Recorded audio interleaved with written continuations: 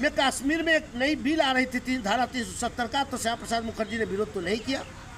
आरक्षण लागू बाबा साहब ने जब आरक्षण लागू करवाया, जब 49 में संविधान के सारी धाराओं को जोड़ दिया और 1950 में संविधान की सारी धाराएं और संविधान निर्मित होकर और देश को एक ढांचा दे दिया। 26 जनवरी 1950 को हम गणतांत्रिक मुल्क में शामिल हो गए। उस समय श्यामा प्रसाद मुखर्जी ने क्यों नहीं विरोध किया? और जिस बाबा साहब पर कांग्रेस के इल्जाम लगा रहे हैं, ये बाबा साहब जब बंगाल से चुनाव हार गए तो इन्हीं कांग्रेस ने महाराष्ट्र से चुनाव जिता कर लाया और उन्हें संसद में पहुंचाया। कॉन्स्टिट्यूट असेंबली में लाने के लिए महाराष्ट्र जाना पड़ा। महाराष्ट्र में कांग्रेस के लोगों ने जब बंगाल में कॉन्स्टिट्यूट असेंबली में हार गए तो कॉन्स्टिट्यूट असेंबली के मेंबर बनने के लिए, संविधान सभा में आने के लिए कांग्रेस ने, नेहरू ने इन्हें महाराष्ट्र भेज दिया। महाराष्ट्र से जिता कर लाया और संविधान सभा में लाया। उस कांग्रेस को गाली दे रहा, उस नेहरू गाली दे रहा है। नेहरू सम्मानित नहीं किए।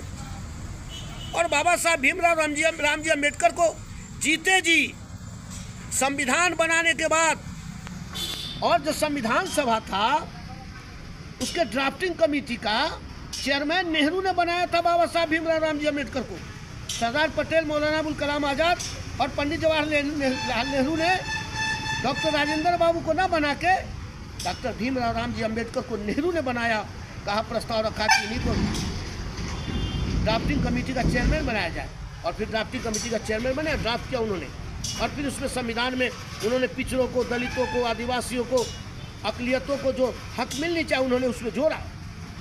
ये नेहरू का देन था, ये पटेल का देन था, ये मौलाना अबुल कलाम आज़ाद का देन था, यानी कांग्रेस का देन था। कह रहा सम्मानित नहीं किया।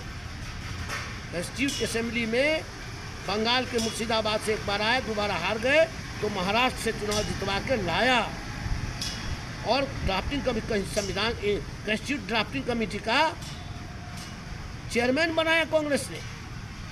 सरदार पटेल पे आता हूँ। सरदार पटेल जब की मृत्यु हो गई तो इंदिरा गांधी जीवित थी। इंदिरा गांधी आज़ादी की लड़ाई में नेहरू के साथ जेल तक गई थी। बचपन से ही वह नेहरू के साथ आंदोलन में रहा करती थी। यहाँ तक कि नेहरू जी की पत्नी को भी लाठियाँ लगी थी आंदोलन में, उनके माता जी को तक को लाठियाँ लगी थी आंदोलन में। पंडित मोतीलाल नेहरू की पत्नी को, पंडित जवाहरलाल नेहरू के माता जी को भी लाठियाँ लगी थी। क्या ऐसा इतिहास है किसी का? नेहरू खानदान, नेहरू स्वयं 9 साल से लेकर 10 साल तक, करीब 10 साल तक, जितने दिनों तक इन्होंने जेल गए आए, जेल गए आए, जमानत हुआ, जेल गए, रिहा हुए, ये सब मिलाकर 10 साल होता है। जिस नेहरू ने 10 साल तक जेल में रहा, जिस नेहरू ने देश को IIM दिया, एम्स दिया, IIT दिया, IT दिया, इसरो दिया, अंतरिक्ष में यान को भेजा, जिस नेहरू ने देश को उद्योग धंधा दिया, बोकारो दिया, लाल किला दिया, दुर्गापुर दिया, भिलाई दिया, जिस नेहरू ने IIM दिया, Indian institute of management Ahmedabad, AIIMS दिया दिल्ली, IIT दिया खड़गपुर दिया, कानपुर दिया, दिल्ली दिया, रुड़की दिया, ये नेहरू का देन है। सारे स्टील प्लांट नेहरू ने दिया, उद्योग का जाल बिछाया, रेल का जाल बिछाया।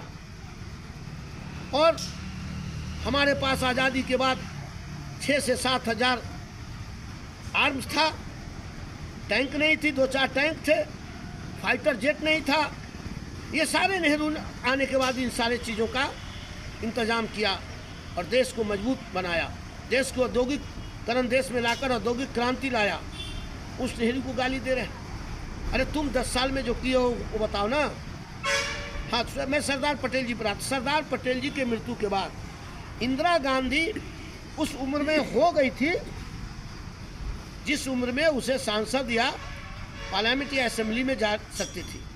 लेकिन नेहरू जब तक जीवित रही तब तक इंदिरा गांधी को राजनीति में न सांसद, न विधायक, न पार्लियामेंट, न राज्यसभा, न लोकसभा, न विधानसभा नहीं भेजा। और पटेल के मरने के बाद उनकी बेटी मणिबेन पटेल को राज्यसभा में लगातार भेजते रहे। उनके पुत्र को राज्यसभा, लोकसभा में लगातार भेजते रहे नेहरू।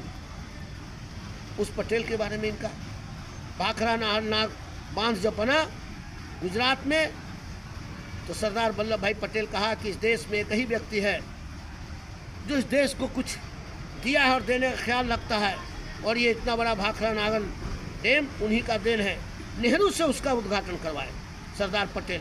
ये था इन लोगों में सम्मान, और ये था एक दूसरे के प्रति सम्मान, एक दूसरे के प्रति रिगार्ड था, ऑनर था। और ये गालियाँ देते हैं, कहते हैं कांग्रेस ने पटेल जी को अपमानित किया, अभी अम्बेडकर जी को अपमानित किया। अपमानित तुमने, मैं कह रहा हूँ अम्बेडकर पर आइए। अम्बेडकर जी संविधान जब बना चुके, 26 जनवरी 1950 को संविधान देश में लागू हो गया, तो यही आरएसएस के लोगों ने, क्योंकि आरएसएस 1925 में डॉक्टर हेडे बलराम केशव हेडे गवार स्थापना कर दिया था आरएसएस का, अंग्रेजों के पैसे से। उस पर बाद में आऊँगा, पहले ये सुन। तो ये आरएसएस के लोगों, हिंदू महासभा सावरकर गोलवरकर के लोगों ने संविधान जलाया और बाबा साहब का पुतला जलाया, बाबा साहब के जीवित रहते ही। 1950 में जलाया, 1952 में जलाया, 1955 में जलाया। बाबा साहब के जीवित रहते, उनकी जीवित रहते उनका मूर्ति, उनका पुतला जलाया और उनके संविधान को जलाया। और उसके बाद जब मोदी सरकार 2014 में बना, उसके बाद 3 बार लगातार देश में संविधान हिंदू महासभा के लोगों ने, हिंदू परिषद के लोगों ने जलाया है, मनुवादियों ने। और 2018 में तो पार्लियामेंट के सामने जलाया, पार्लियामेंट के थाना बैठ के देख रहा था और संविधान जलाई जा रही थी, अम्बेडकर को गालियां दी जा रही थी। अम्बेडकर जी जब जीवित थे, आंदोलन हो रहा था देश में, अम्बेडकर जी की बातों को ब्लैक आउट कर दिया था बड़े देश के बड़े बड़े अखबारों ने। वो अखबार किसका था? वो अखबार बड़े घराने। बड़े घराने कौन थे? जो आरएसएस को फंडिंग करते थे, आरएसएस के नागपुर कार्यालय बनाए थे, आरएसएस के शाखा लगाने के लिए फंड मुहैया कराते थे, धन मुहैया कराते थे। उन्होंने ब्लैक आउट कर दिया था। बाबा साहब की किसी बात को अखबार की सुर्खियों में नहीं आने देता था, खबरें नहीं छपती थी।